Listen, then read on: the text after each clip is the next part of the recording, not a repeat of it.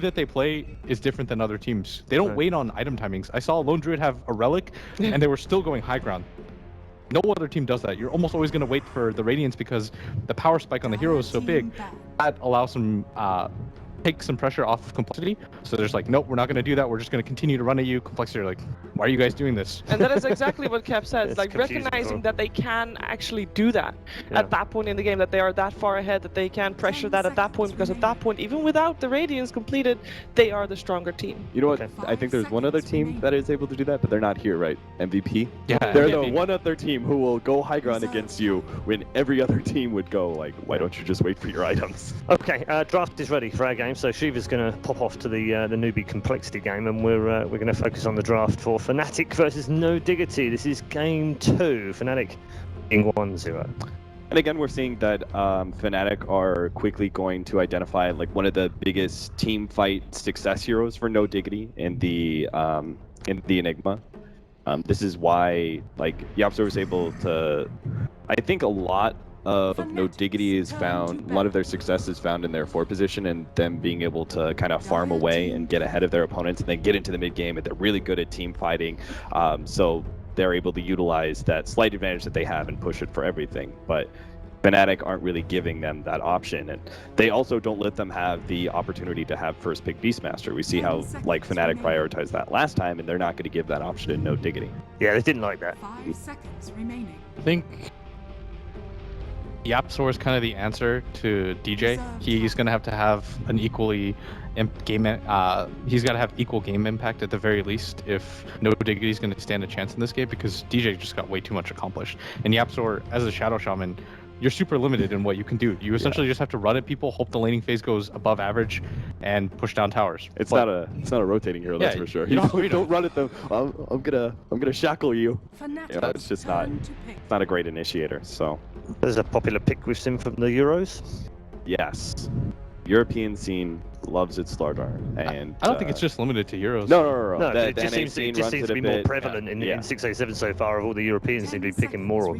I think that Slardar is definitely strong because in the early draft, because again it offers you a little bit of versatility in that I can run a safe lane Slardar with more of a carry mid style, like Alchemist. That's something that Complexity just ran. They ran Slardar safe lane with Alchemist mid. You can run an off lane as well.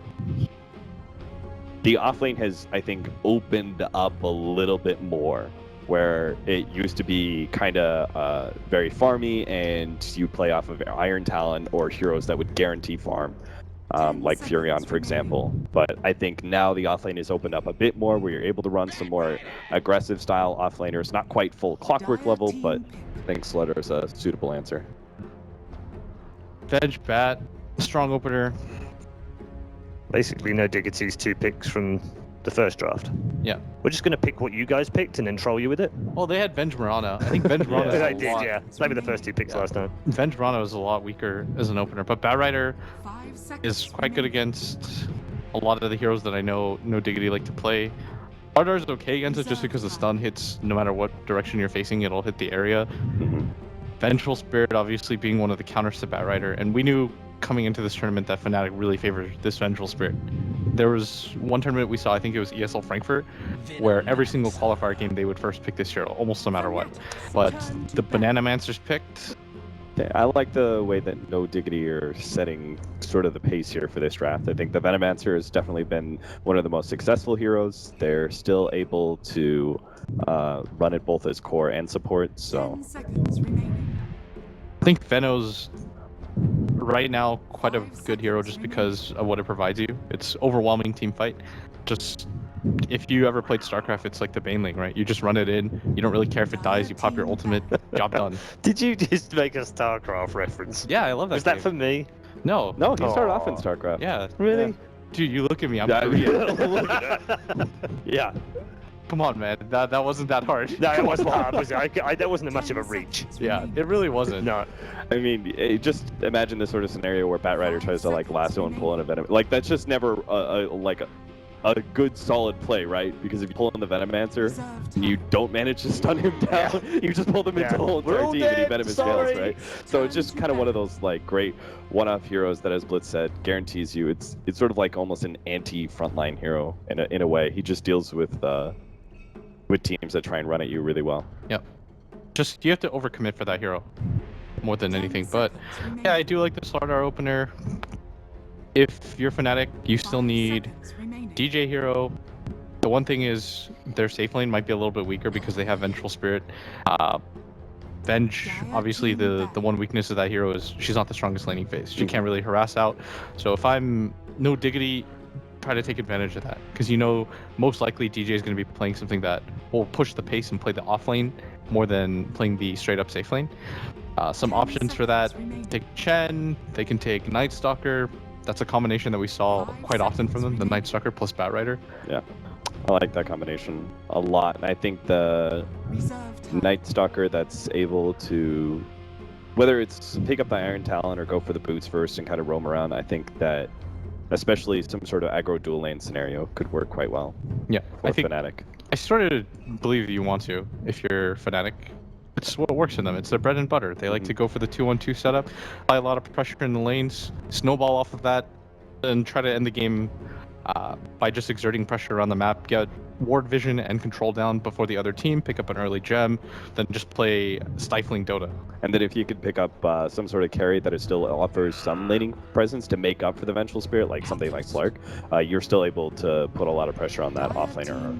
Yeah, so the Alchemist did squeeze through and didn't get the ban. They're so worried about DJ's heroes. That's the one thing that a player like that affords you, is that he opens up the draft for you because you're worried about whatever he can play. Look at those, all 4 bans are targeted directly at that guy. It's insane to think about. As a 4 position, you're so worried about this one player that you're going to ban out 4 heroes, but he's so versatile that what is he going to pick up? He's got Chen, he's got Night Stalker, they have options.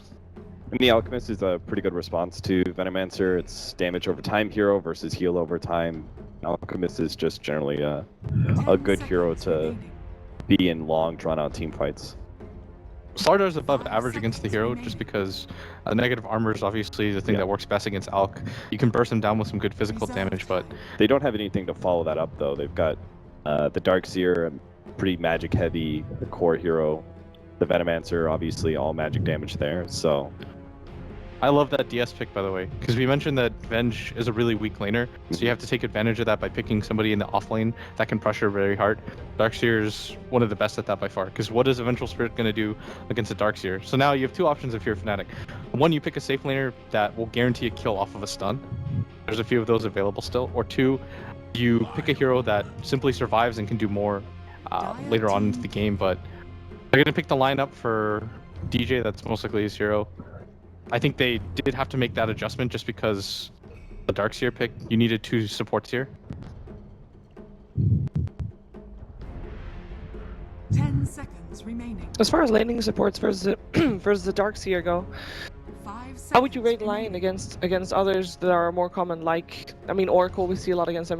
We saw Crystal Main in the past as well. Yeah, you don't want to like overcommit to just shutting down the Darkseer, which is kind of what Oracle does sometimes. Like, yeah, Oracle can be the be-all, end-all of stopping Darkseer's laning phase, but you still have a problem that Oracle is too slow of a hero.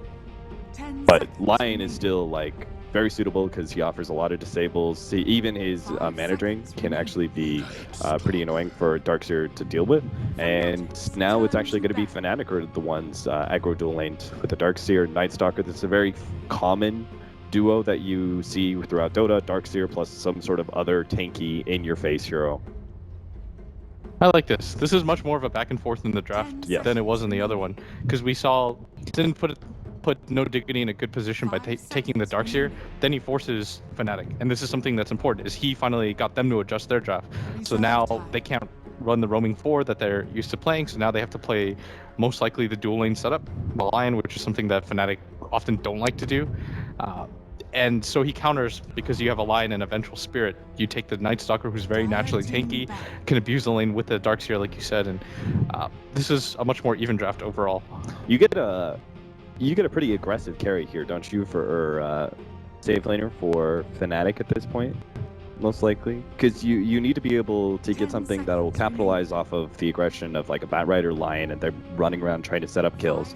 You need something to also create space for the Alchemist. Yeah, you have to be willing to take 4v5 fights. And I don't think you necessarily want to go late game against no Diggity unless they pick up some sort of mid that is like super early focused. I think it's a Venomancer mid, because I'm operating under I think it's the Yapzor support. Yeah, that I know. Paired up with the Slardar, and then because the idea of this being that both teams are essentially leaving what could be their true carries out of the pool until last pick. They do have options here. Oh, okay. They needed a sustain hero to continue to push with their team. That's a pretty okay one, I guess. Do you think the Axe is a viable pickup? We've seen it a lot in pubs, but I think it's above average. There used to not really be a Shadow Fiend build after Mech and SNY kind of got thrown out the window. Drums was never really a natural choice on this hero. It makes him naturally tanky. He gives you HP, decent stats. Especially not anymore since the drums changed. Yeah. So it's even worse now. That is a cool pick though. They're dire side too. This is a team that is super teamfight focused if you look at it.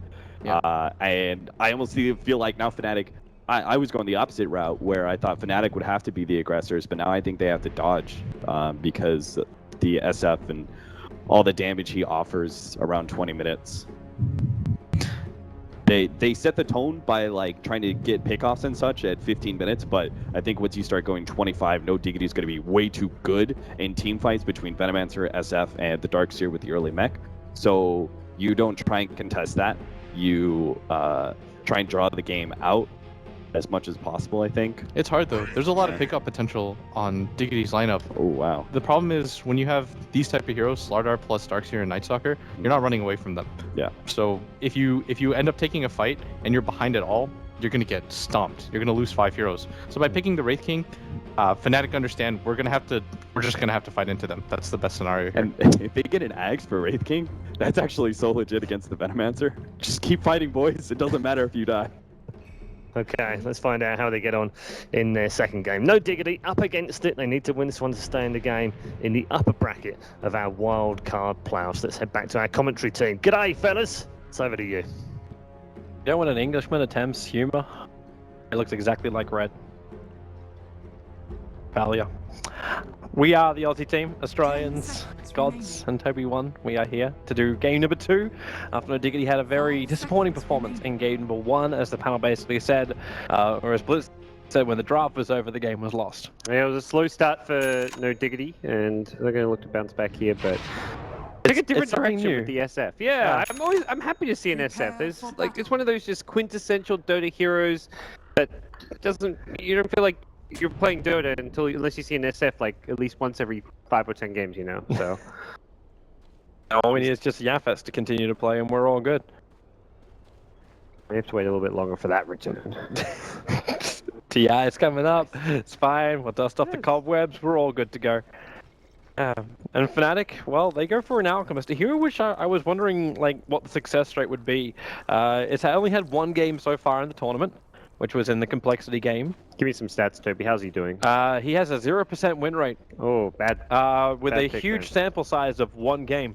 Ooh. So, yeah, that just instantly equates into everything, meaning everything. All right. Yeah, but I'm interested to see how like mid 1's going to build into it, because I cannot remember who it was at the hub I was talking to about this, but we're talking about like an Alchemist now with like the changes, the way like illusion, greed works, and all that kind of jazz. It's like, okay, maybe you just look to be more of a combat style build, so you get a little bit tanky, that you still go for your armlet, then you build into a Maelstrom, then you get a BKB, and you actually make you more of a fighter than anything else. Speaking of fight, hello bottom lane. They're going to just go straight at it. Yapsor's the first man in. The 3-man stun from DJ buys the space. Yapsor so low, he won't get away. That last attack gets him from Mushi. And it will be a 1-for-1 trade-off as the battle continues to go. Ohio keeping that sticky napalm up. There's 3 over on Syndra. He moves to the sidelines. The Ray Fire Blast will even just burn from that. And that's exactly what they let happen. Mushi will now have himself a double kill and this initial engagement, including the first blood and the bounty rune as well. So Mushi is a very, very rich king. Oh yeah. Both kills Oh my gosh, Mushi is happy. The key thing there is you kill the Night Stalker in the front lines. The Night Stalker is the tanky hero with Iron Shell on him who's just going to wreck you. A Night Stalker also has 8-second cooldown nuke as well. So they kill the most potent level 1 hero on the No Diggity side from the get-go. And that just made that level 1 engagement Fnatic favored. Because they actually have the weaker level 1 lineup for the most part. Acid Spray does going Acid does make it a lot more even, but they just approach the fight in a very intelligent way. I was actually also wondering too what was going to happen with Diggity's burst damage. Like, yeah, you get your Gale off at the very start, but your SF went for Necromastery as opposed to going for Shadow Read, so you didn't even have that burst damage coming out from Quoitfa. Which I suppose in a way does give him a small advantage now here in the mid lane because he's managed to pick up his Razors and he's already managed to pick up 5 souls too. So let's watch the mid battle also quite closely. Alk is going to lose the CS battle, but he's going to have stacks to fall back on. I say that though, DiG actually missed an early stack, unfortunately, so I won't immediately have those stacks. But I don't expect Alchemist to come out on top of this lane very heavily. And actually, I don't actually think much is going to happen mid because both teams are kind of jungling Night Stalker with the Iron Talon, and then you've got the line who's going to kind of sit behind mid, stack some camps, and just play a very kind of passive style. So I think the offlanes is more likely where we see potentially some early kind of clashes. That's only if Synderen can really get close towards Ohio. Also note too that it's actually Synderen playing the Venomancer in this game, and they pushed Yapsaw into the Night Stalker. Normally it's Yapsaw for No Diggity that will take up that Veno role.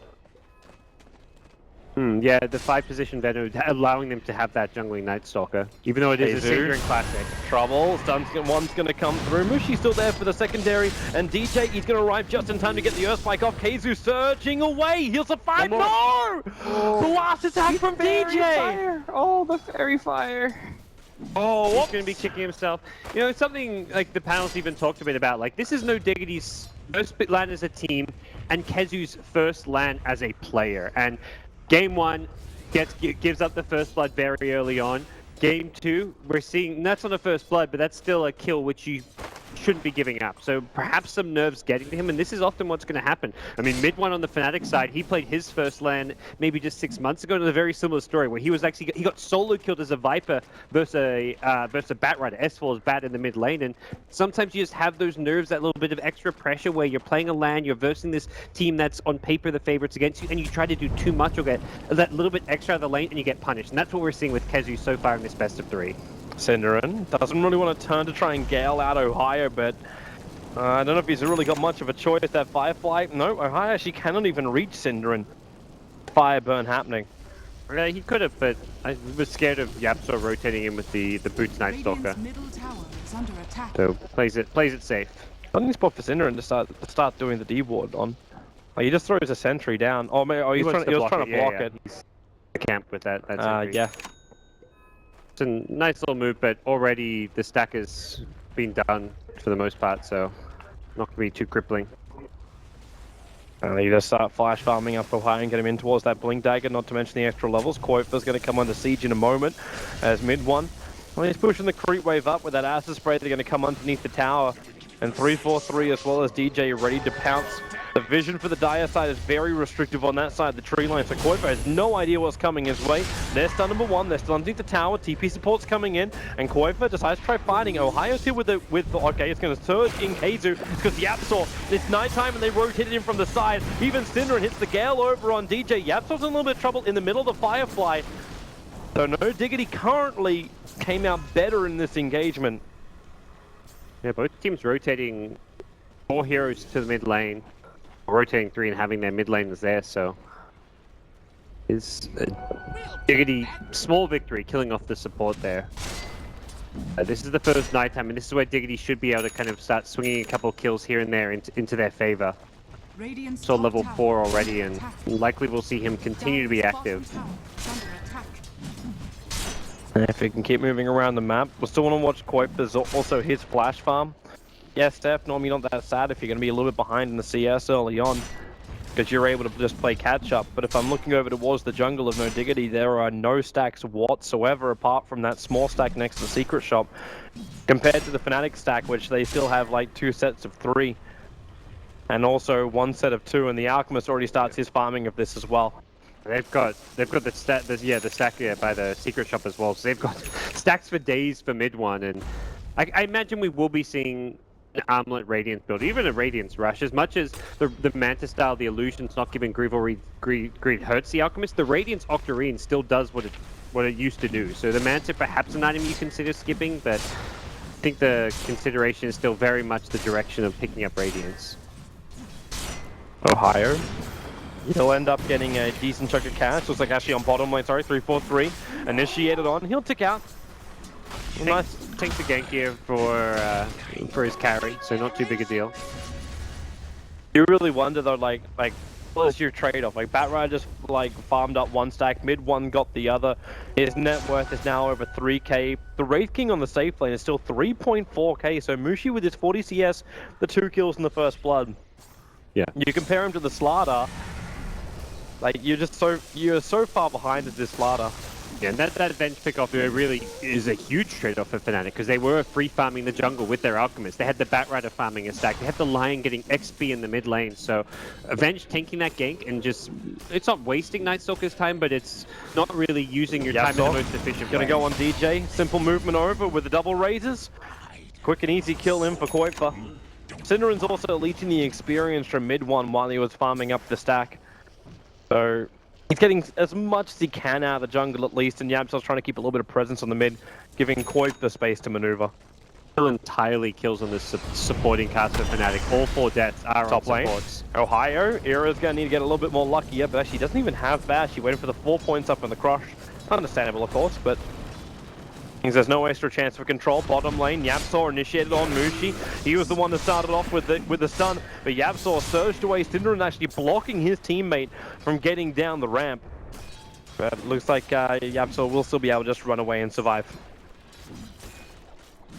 So first nighttime going to come to a close fairly soon. Night Stalker has his earn but no earn charges, so he's found some successful ganks, but with it about to hit daytime, he's going to be back in the jungle, most likely continuing to farm, and we could see Fnatic the ones going on the aggressive during this phase. I say that, but you've got an Alchemist and a Batrider, a Bat without Blink, so both these heroes are going to be looking to farm. Wraith King with a Midas, he's not really...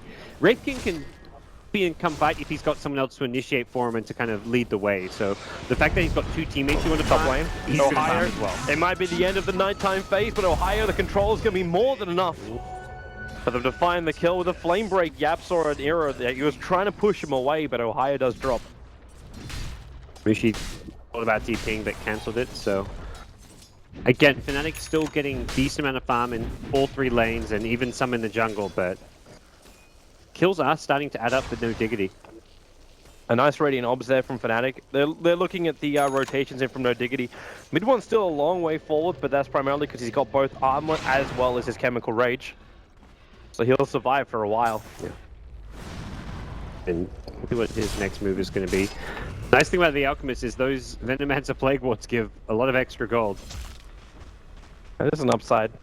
Down to this though, he's still being watched like a hawk. These 3 dire Observer Wards, they stretch all the way from the tier 1 tower over to where mid one's currently farming, just to the side of the mid lane. But it's still information that it's not like there's... If Fnatic has a draft where you have the option to either gank, teamfight, push, or farm, then having this vision's important. But you know what Fnatic's going to do. You have this Wraith King Batrider trio that all want to farm. So Diggity knowing where they are on the map isn't like some huge intel onto what their game plan is. It's obvious what their game plan is. It's what Diggity can do with this vision. Right now, they're slowing things down as they have to because it's daytime. But Night Stalker, yeah, he TP's bottom and I think recognizes he's got to get aggressive. DJ with the Gale going to hit. DJ stopped to actually go for the mana drain, but he'll survive. What a player. Night Stalker TP'd down and committed the darkness.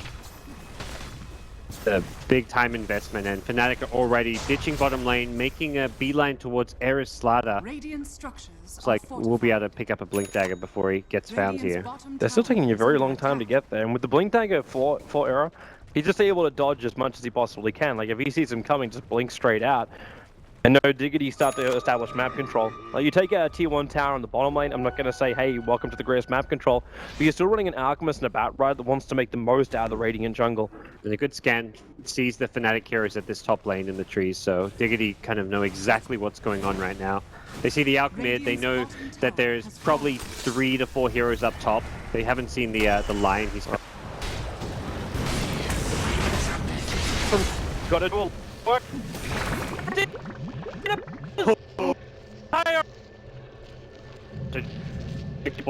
That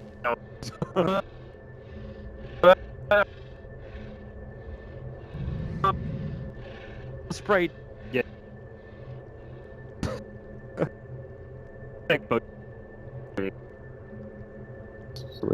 But Koi.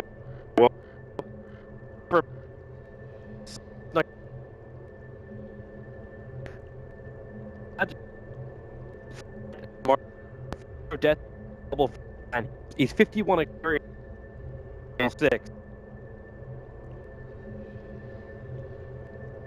Kill.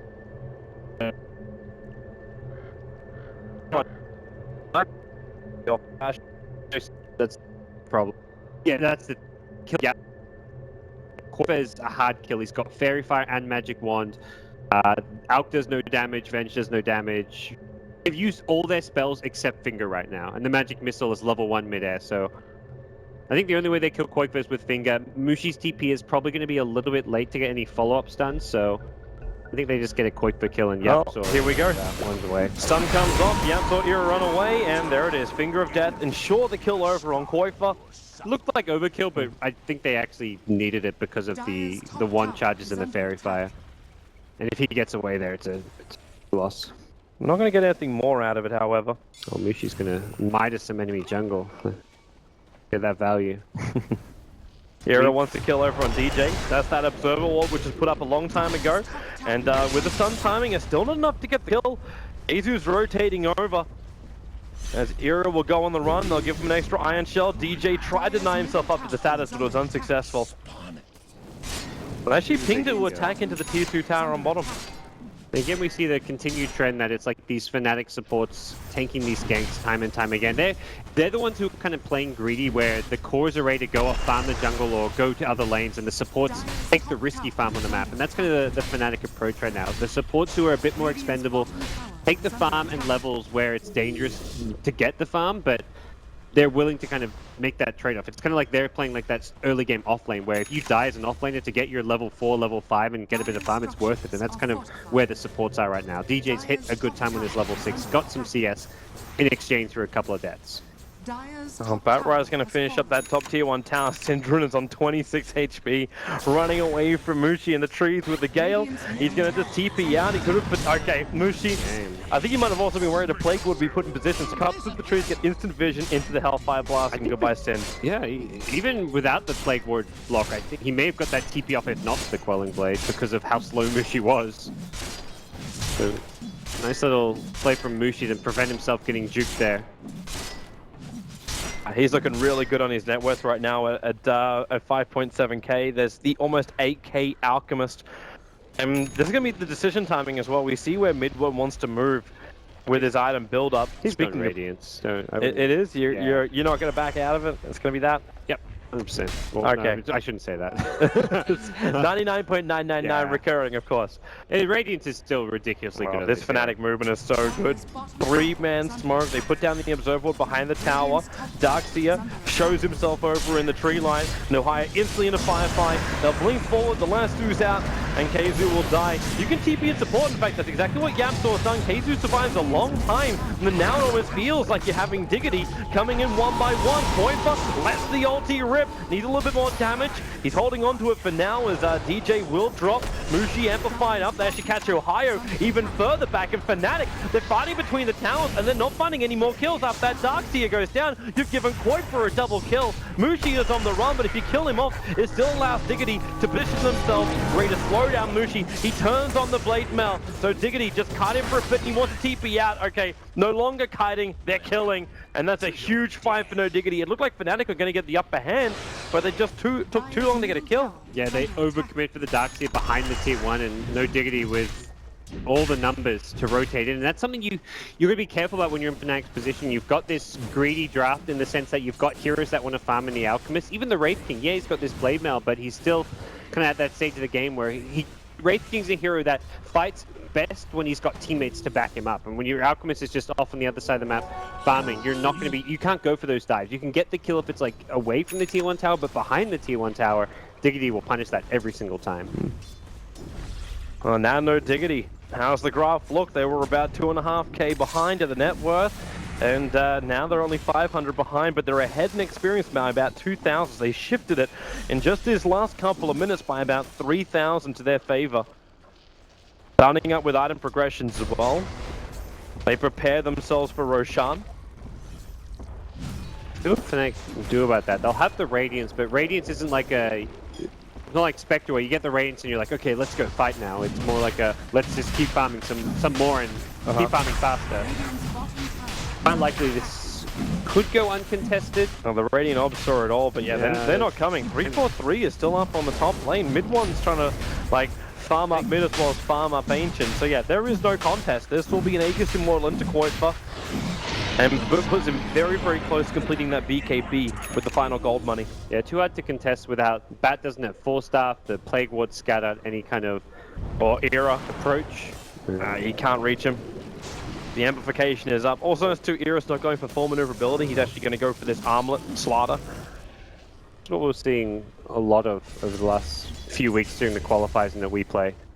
Although often it was the armlet before the blink, but I like that Era's going for that initiation. I mean, it's allowed him just to be that a little bit more active here in the early game. And he is the initiator. You haven't got any other initiator to go with him.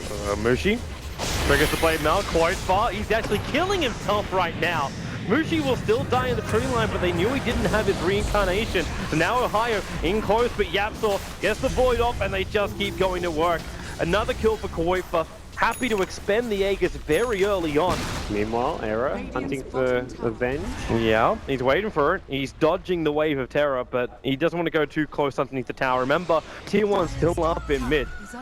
And Fnatic already did enough diving for this entire game on that bottom lane. Mid one now. With amplification on him. Right, Chemical Rage has still got a long duration left on it, but there's a lot of damage on its way. Keizu's also approaching quickly. Mid one wants to go for the concoction stun. Yapsor, oh wow, mid one just stuns himself. Okay. Yeah, it was silence. He couldn't get it off with the Night Stalker Fear. Well, and life is hard. And that's the other big part, the big issue with that dive at the bottom tier 1 tower is that it would put Mushi's ultimate on cooldown. It was a level 1 ulti at the time when he died, so that was over 5 minutes without a reincarnation, and as a result, a couple minutes later, Diggity is still ready to keep applying pressure, go for a dive on Mushi at bottom when he doesn't have a reincarnation, and Fnatic get punished heavily for just that one dive. They were everything was going according to plan. Like in terms of their strategy, they were behind on kills, but they were getting farm on all their cores, back in their jungle, and then a bit of over-aggression coming after them, and no Diggity making a great play to just adequately punish it. And oh, quite far. He's here under the cover of an Invis rune. There's Nobs and Sentry a little bit further away from him, which is hilarious because he has all the information as well. The Sentry's just out of range of the Dire Observer Ward sitting in the Radiant jungle. So at this point, he knows exactly where Fnatic is, but he doesn't do anything with the Invis rune. Interesting to see Yapsor go for a Vlad's Rush, not the Ags, which is normally the typical build on your jungle Night Stalker. It's, well, the panel was saying it, right? Like, Team Diggity, they're all about the team fight. They're all about the big group plays.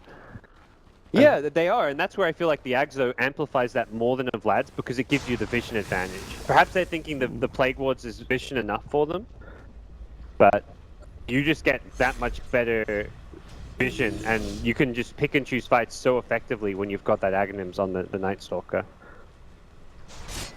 But having the early Vlads allowed them to roche. It gave them a lot of, like you mentioned, the team fight. There is some great early game applications towards having this. It's also a farming item more than the Ag, so like you're guaranteeing like a pseudo Midas effect of this item where it just accelerates your item progression. I'm just sitting here waiting for Synderen to die. But by... Toby, you have some weird fetishes there. No, by basically pure luck, down. with his movements, he's managed to dodge the entire Fnatic lineup. they looped around him, and then they left a different path that was like the 3 paths that Synderen was like on the one that they didn't go on. This is a very lucky Venomancer, but it's also a tankier Venomancer with the Veil of Discord done over on Sin. Team fight from Diggity actually looks really, really nice. And if Keizu's able to get into the Blink Dagger as well, then they finally actually have like someone that can keep up with Era for that Blink initiation. Oh. Alk still will be going to the Manta, it looks like, has picked up a Yasha. So we'll be seeing that typical Radiance Manta Alchemist.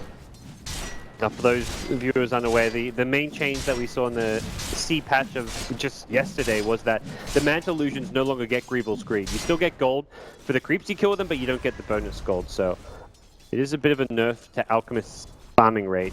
It kind of just stops the mass Aghanim Scepters at 50 minutes. Yeah, because you'll so quickly see that turnaround where you farm an Ag and you're like, oh, I've just pulled an Ag, like, and then 2 minutes later he's suddenly pulled another one, and it's just like, wait, how did he just farm 4k gold in 2 minutes? It gets a bit ridiculous. So it was due for a nerf. This is still like the best mid lane. They found a cake. Yeah, Yabsaw being dragged back with Concoction Stun. There's a lot of chain. Synderen will come in to defend. At the same time, Koifu was able to take out that top tower. Synderen's got to realize that he can't actually get this mid tower, or maybe, okay, with a lot of friends, he could do a lot of work. And with the Veil of Discord plus the Nova over on mid one, he'll run out through the bot lane. But to stun himself up as well. Era waited out perfectly, then looks for the crush, but DJ with a stun, the back wall still going to do the work, and it's Koifu's combination with just a basic attack that will find the kill. They move on to DJ. And no Diggity, they're finding targets a lot easier than last game. Oh yeah, they're just getting really nice initiations off. Eris Slada being involved in 9 of these kills and just came online at the right time to start fighting with this team. So seeing no Diggity get a lot done here. SF's in fantastic fighting shape, has an SMY with his BKB. And that's still a 10-second BKB for Koifu in these upcoming team fights. So very difficult for Fnatic to approach any kind of an engagement with an Alchemist who just, Alchemist is just not a fighting hero at this stage. And you see what goes horribly wrong when you initiate him with the last 2 at that point. Where's my control factor? Do I want to put a Wraith King on the front line to try and fight again? Like right now, it looks like Mushi's after he's picked up the Blade Mail, the Midas, and the Blink Dagger. He's now going only into Armlet 21 minutes into the game. So it's like Diggity are reaching a point where their sustain is so long that like they can kill off like 2-3 Wraith Kings and not really be that concerned. It's a hard game to be a Wraith King too. Venomancer is just one of the best heroes to kind of around. You've got Slada too to kind of amp you, keep tabs. It's hard to blink around with the Plague Wards coming into play as well. So not going to be easy for Mushin. You look at a game like this, you're like, well, what do you really itemize? You at some point want to have a BKB, but even then, the physical damage is really what the majority of, outside the Veno ulti is nice, but still a 5-position Veno. The physical damage from SF Slada is like one of the main sources of damage output coming from no Diggity. So going for an early BKB on Wraith King doesn't really solve your survivability issues. It's going to need to find some level of solution. Because right now, no Diggity. They back out, they farm up a little bit more. We're in that beautiful nighttime cycle for Night Stalker, so he's having a run around. They're actually going to find a courier, and that's got the Manta Staff on it. Hero jumps forward, and there's the Manta. It was only an inch away from getting to mid one, so put it on the sidelines for 3 minutes. Yeah, the courier flew over the Observer Ward there. They ping it out, they ping out the Plague Ward. But now you've got Synderen with the gem who's going to get rid of the sentry, so you can't even de-ward that.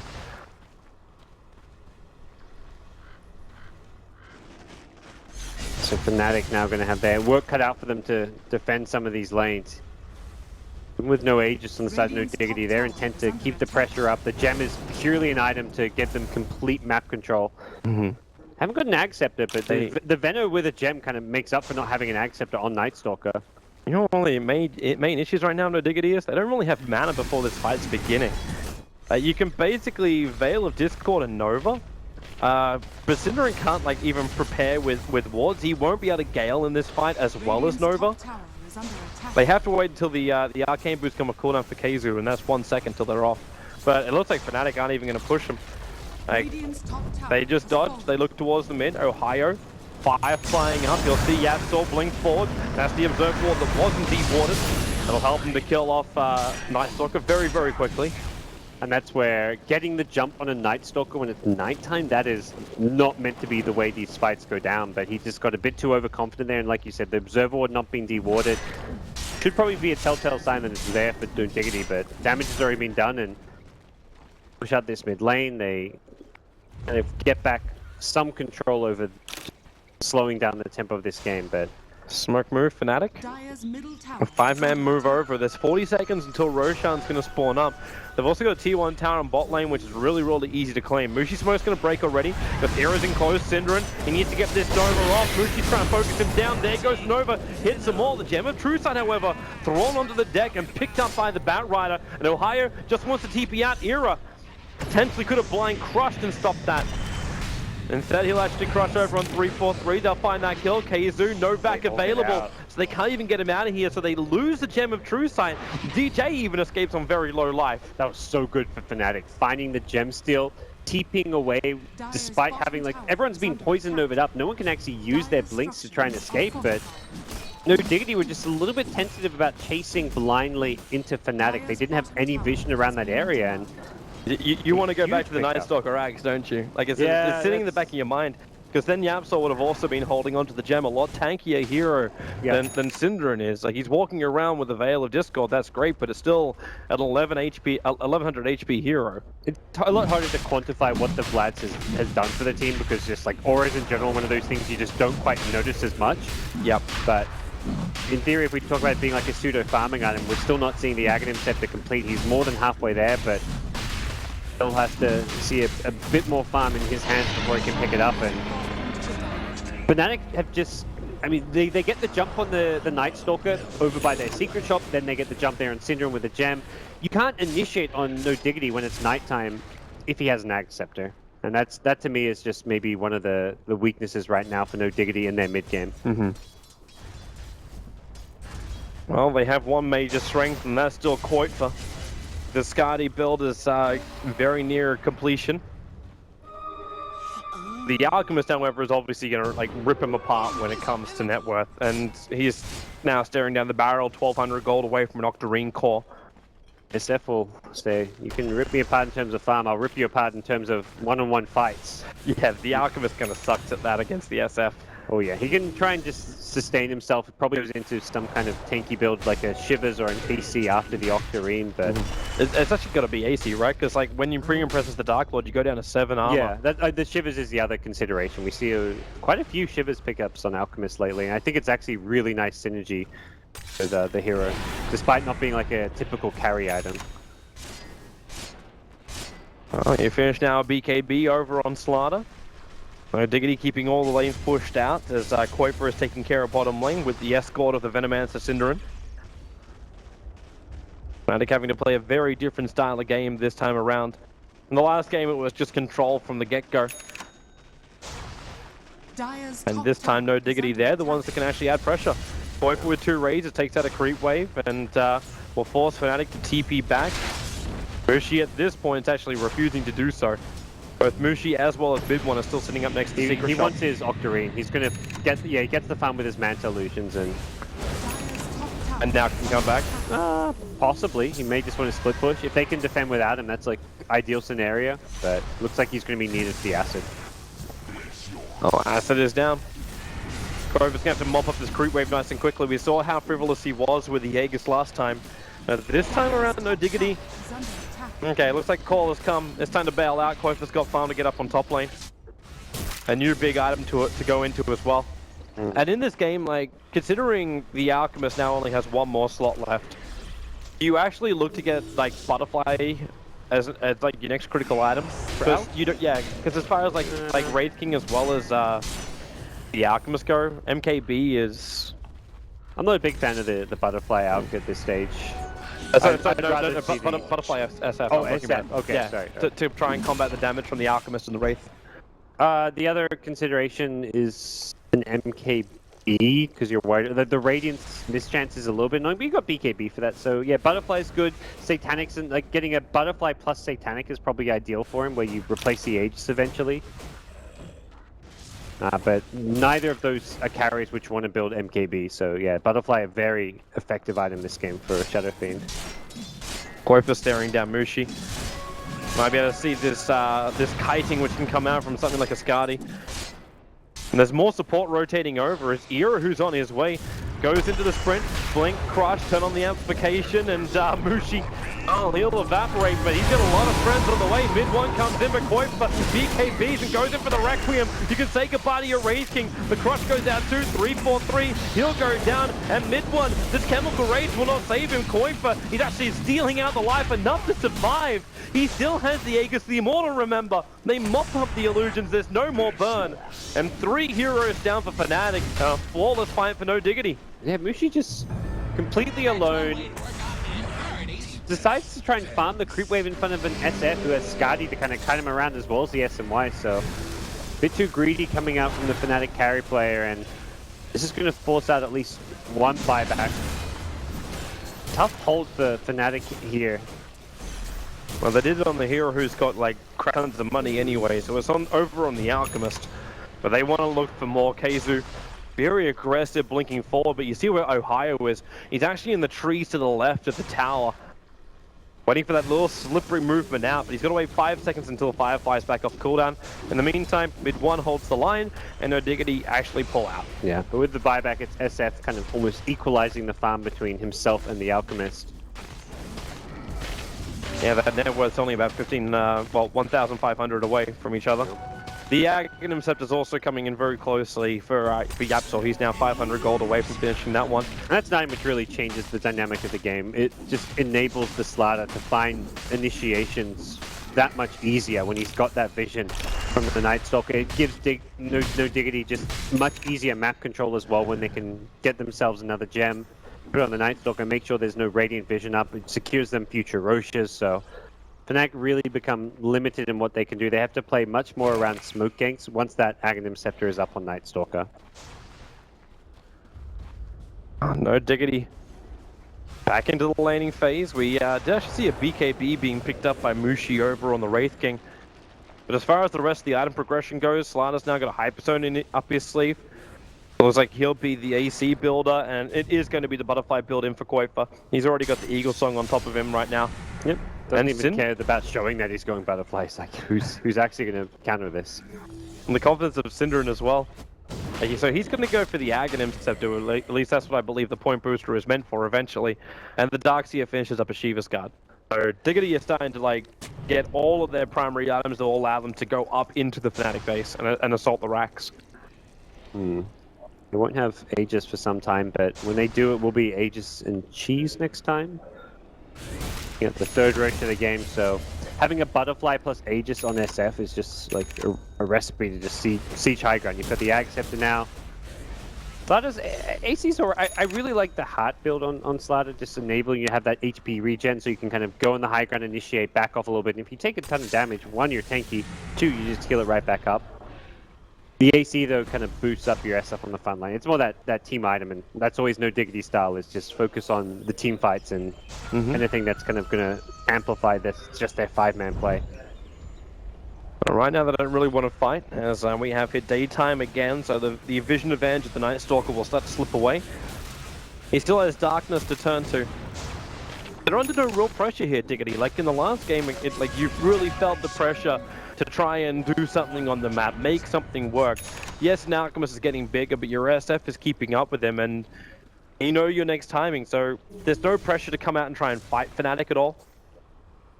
Yeah, and for No Diggity, they're the ones who kind of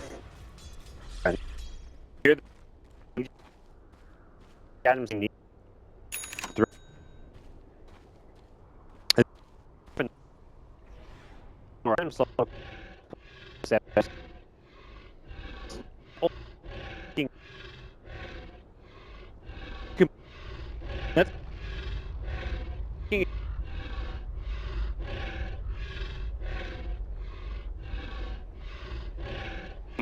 Be careful.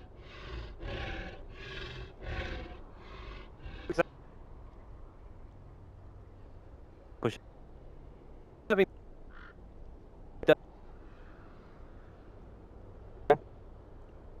Like Mags upgrade like 1.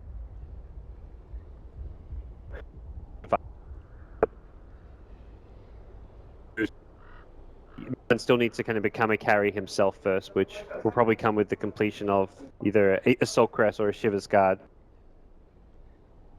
He's sending the courier to the shop as we speak. I believe that's probably to buy a plate mail. Doesn't have the money for it yet, but by the time it gets there, like, you're an alchemist. That courier makes its like 20-second journey to the shop, and you farmed out 500 gold in that time span.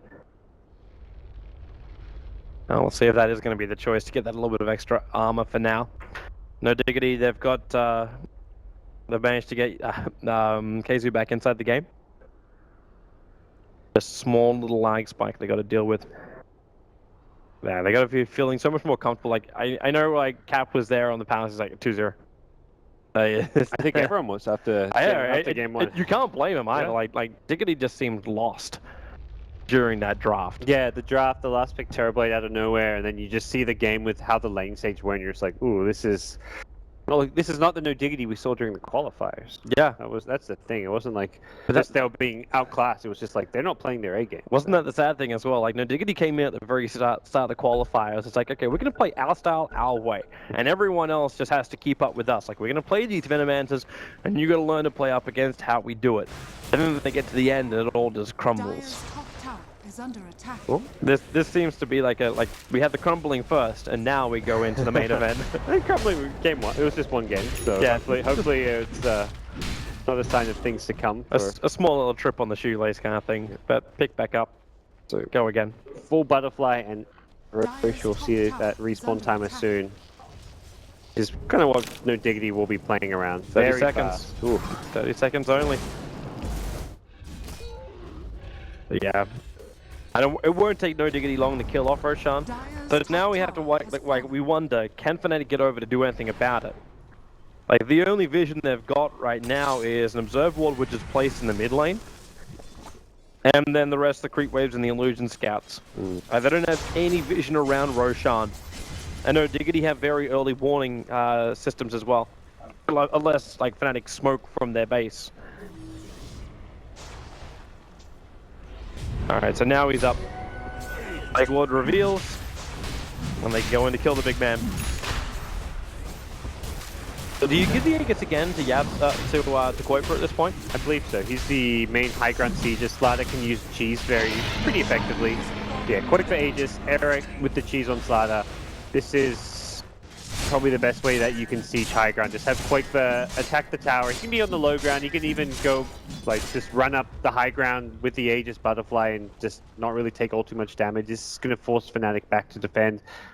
Not really any real split push threat being posed at this top lane.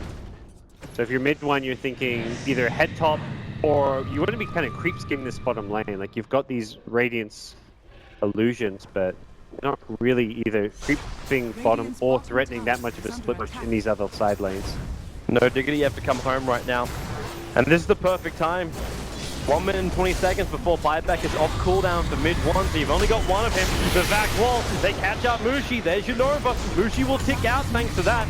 And now the BKBs, Era, as well as Kuiper, they let the ultis rip and they basically mop up Mushi twice. He was BKB. That's where the BKB is just not the solution this game, but it's still an essential item, because if he doesn't BKB, he dies to the Requiem. Yep. Even with BKB, he dies to everything else, so...